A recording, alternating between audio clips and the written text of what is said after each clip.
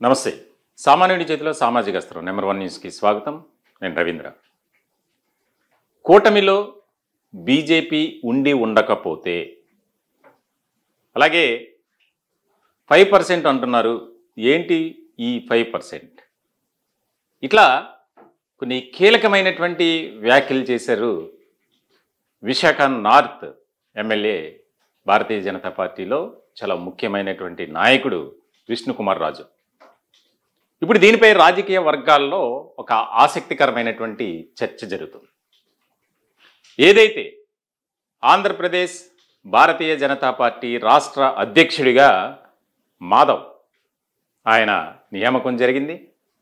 దానికి సంబంధించి ఒక కార్యక్రమాన్ని ఏర్పాటు చేసినటువంటి సందర్భంలో విజయవాడలో విష్ణుకుమార్ రాజు ఆయన చేసినటువంటి కామెంట్స్ ఇప్పుడు కూటమిలో ఒక రకమైనటువంటి కుంపటి కలిగింది.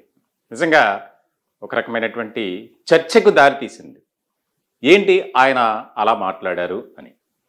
అంటే ఆంధ్రప్రదేశ్లో మొన్న జరిగినటువంటి ఎన్నికల్లో తెలుగుదేశం పార్టీ, జనసేన, భారతీయ జనతా పార్టీ ఈ 3 పార్టీల కలయికతో ప్రభుత్వాన్ని ఏర్పాటు చేశారు. గత కొద్ది రోజులుగా ఒక రకమైనటువంటి గ్యాప్ వస్తుంది. ఎక్కడా కూడా తగిన ప్రాధాన్యత ఇవ్వడం లేదు తెలుగుదేశం పార్టీ, ముఖ్యంగా భారతీయ జనతా పార్టీకి, అలాగే జనసేనకు అనేది సర్వత్రా ఒక రకమైనటువంటి చర్చ జరిగింది. ఇటువంటి క్రమంలో ఆయన తాజాగా చేసినటువంటి ఏవైతే కామెంట్స్ ఉన్నాయో చాలా అగ్రెసివ్గా మాట్లాడారు.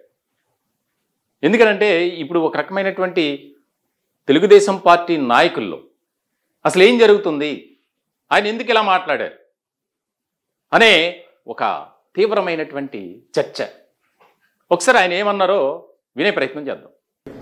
ఈ రోజుతోటి పదవి నుంచి దూరంగా ఉంటున్న మేడం గారికి, పురంధేశ్వరి మేడం గారికి, నూతన అధ్యక్షుడిగా ఎన్నికైన మాధవ్ గారికి, అట్లాగే గౌరవ పార్లమెంటు సభ్యులు, మంత్రులు అందరికీ కూడా, ముందున్న నాయకులు అందరికీ కూడా నా యొక్క హృదయపూర్వకమైన నమస్కారాలు తెలియజేస్తున్నాను. మాధవ్ గారి రోల్ చాలా క్లిష్టమైన రోల్ ఇప్పుడు ఉంటుంది. ఇందాక ఆదినారాయణ రెడ్డి గారు చెప్పినట్టుగా భారతీయ జనతా పార్టీ కనుక కూటమిలో కలిసి ఉండి ఉండకపోతే పరిస్థితులు ఏ విధంగా ఉన్నాయో రాష్ట్ర ప్రభుత్వానికి తెలియాలి. కూటమి ప్రభుత్వంలో ఉన్నప్పుడు మాట్లాడితే అంటున్నారు 80% మీది, 80% వాళ్ళది, 15% ఇంకో పార్టీది, మీకున్నది 5%. ఏందా 5%? What is this 5%? This is ridiculous. It is ridiculous. And I appeal all the leaders and నూతనంగా పార్టీ బాధ్యతలు స్వీకరించిన మాధవ్ గారికి తప్పనిసరిగా ఈ 5% మల్టీ ఫోల్డ్ కింద తీసుకుని వెళ్లవలసిన బాధ్యత మాధవ్ గారి పైన ఉంది. అట్లాగే రానున్న ఎలక్షన్స్ లో, సంవత్సరం కాలంలో corporation elections, local bodies elections వస్తున్నాయి.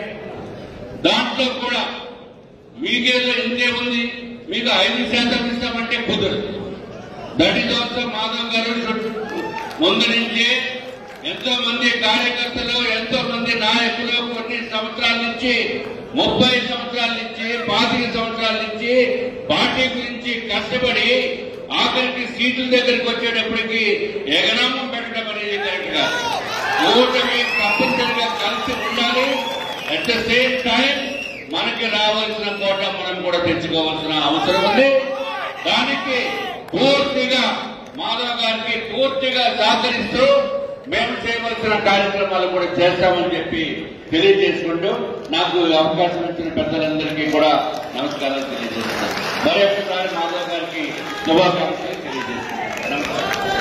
అదండి పరిస్థితి. విష్ణుకుమార్ రాజు ఆయన వివాదాలకు, ఎటువంటి విభేదాలకు తావివ్వకుండా దూరంగా ఉంటూ ఒక క్రమశిక్షణ కలిగినటువంటి నాయకుడిగా భారతీయ జనతా పార్టీలో ఉన్నారు. తెలుగుదేశం పార్టీ నాయకులతో కూడా మంచి స్నేహపూర్వకమైనటువంటి సంబంధాలు కొనసాగిస్తూనే ఉన్నారు.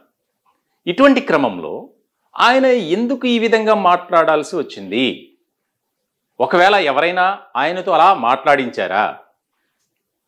ఇప్పటి వరకు దాదాపుగా రాష్ట్రంలో కూటమి ప్రభుత్వంగా ఏర్పడి ఏడాది సంబరాలు జరిగాయి. ఇటువంటి సందర్భంలో 80% అని ఒక పార్టీ, మరో పార్టీకి 15% అని, మాకు 5% మాత్రమే, మేము ఎలా కనిపిస్తున్నాం? కూటమిలో భారతీయ జనతా పార్టీ ఉండి ఉండకపోతే పరిస్థితి ఏ విధంగా ఉండేదో అని ఆయన చేసినటువంటి కాంట్రవర్సీ కామెంట్స్ ఏవైతే ఉన్నాయో దాని మీద పొలిటికల్ సర్కిల్లో కూడా ఒక తీవ్రమైనటువంటి చర్చ జరుగుతుంది. ఇప్పటికే జనసేన తమకు తగినటువంటి ప్రాధాన్యత ఇవ్వడం లేదు అనేది జోరుగా ప్రచారం సాగుతుంది. ప్రచారం మాత్రమే కాదు, దానికి సంబంధించి ఒక రకమైనటువంటి నిర్లిప్తత, అసంతృప్తి, నిరాశ, నిస్పృహ జన సైనికుల్లో ఉంది. ఎక్కడా కూడా కాకపోతే బయట పడట్ల.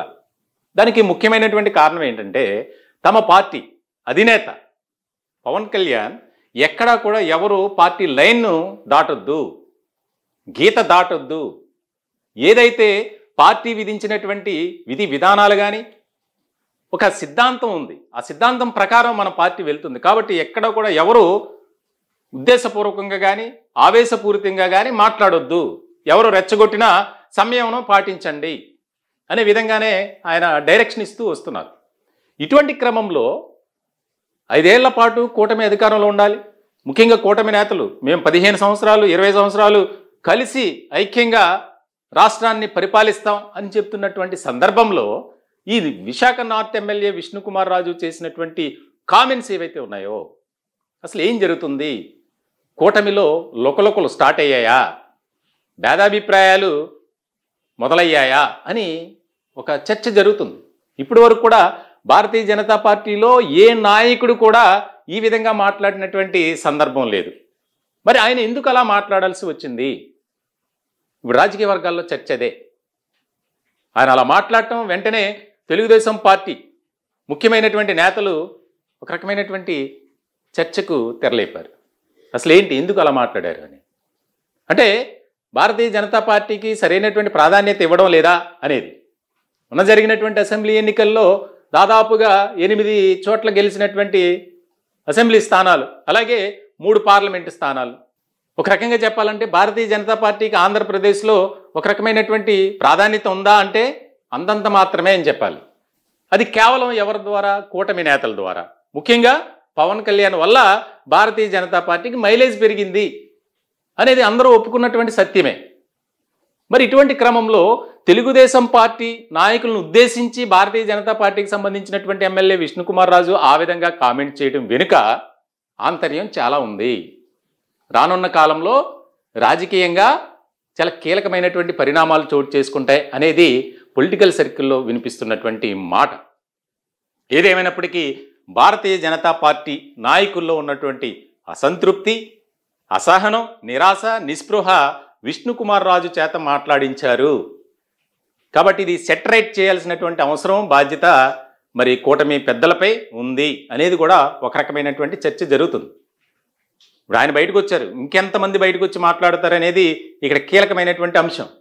ఇప్పటికే 3 పార్టీ నాయకులు కూడా ఏ పార్టీ నాయకులకు ఆ పార్టీ సంబంధించి ఒక దిశానిర్దేశం చేశారు.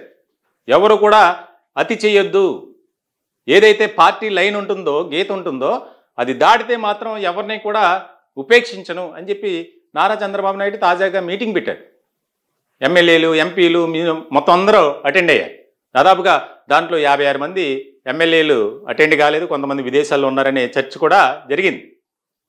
వారికి కూడా సీరియస్గా వార్నింగ్ ఇచ్చినట్లు, మరి వారు అటెండ్ అవ్వకపోవటం వల్ల రకరకాలుగా ప్రచారాలు కూడా జరిగాయి సోషల్ మీడియా వేదికగా. సో ఇలాంటి సందర్భంలో బీజేపీ నేతల్లో ఉన్నటువంటి అసహనం ఒక్కసారిగా బయటపడింది. రానున్నటువంటి కార్పొరేషన్, మున్సిపల్, అలాగే స్థానిక సంస్థల ఎన్నికల్లో మనం ఫైట్ చేయాలి. నూతనంగా బాధ్యతలు చేపట్టినటువంటి మాధవ్ ఎవరైతే ఉన్నారో ఆయన చాలా సీరియస్గా తీసుకోవాలి అని చెప్పి విష్ణుకుమార్ రాజు మాట్లాడటం అనేది ఇప్పుడు ఆసక్తి కలిగించేటువంటి అంశం. ఈ టాపిక్పై మీ విలువైనటువంటి అభిప్రాయాలు, సలహాలు, సూచనలు కామెంట్ రూపంలో తెలియజేయండి. దయచేసి మా ఛానల్ని సబ్స్క్రైబ్ చేసుకోండి. Thank you.